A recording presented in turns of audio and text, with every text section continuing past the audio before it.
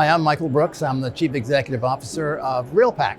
So the perspective survey is unlike any other currently undertaken in the market because it looks out 5 years. So let's say we're looking out to 2029 and we're trying to get from the survey recipients a vision of how business will be carried on. What will be the top 3 results? I would say number 1 is that office is back.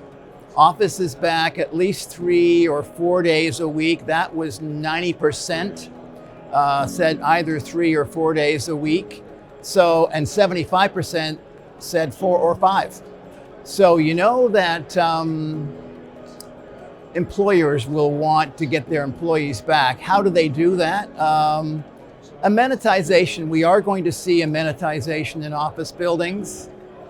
That's not just basketball courts or driving ranges into a net or something like that. It's more about soft spaces, communal spaces, shared boardrooms, places to make the property a little more comfortable for those who are working there. So that would be number 1 that was interesting.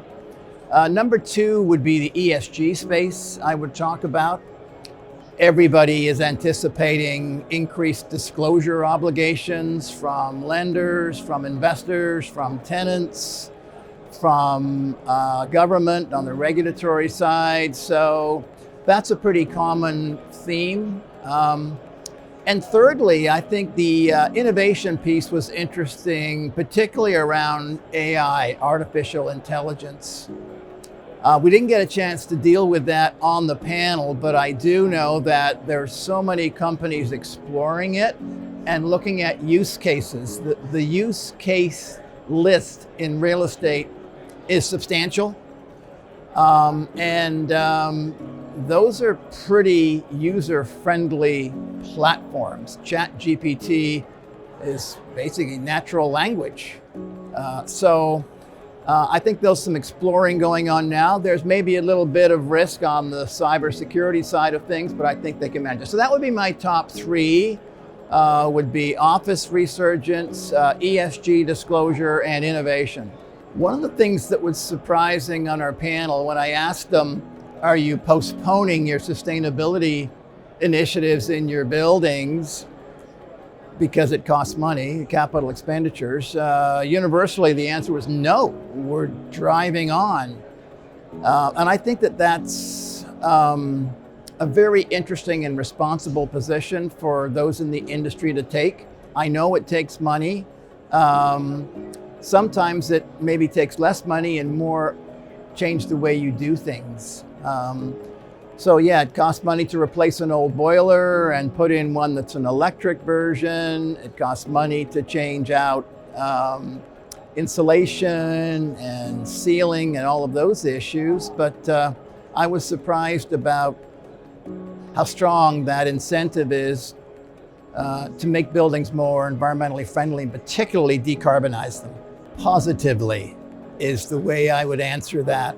If you think about geopolitical touch points, Middle East, Europe with Russia right now, maybe there's some tensions between China and Taiwan. When you look at Canada, it's a safe haven. We don't have any of that on the North American continent. We're a stable government, stable banking system, a very mature and institutional real property sector. So increasingly, I think geopolitical stresses around the world will drive more capital to look favorably at Canada and say, you know what, that's a pretty good place to invest. I've talked about innovation generally, but if I was to talk about technologies in the context of sustainability, we already have all the technologies we need. It's ground source heat pumps or air source heat pumps. It's better insulation. It's electrification. Certainly the grid needs to be cleaned up in certain provinces.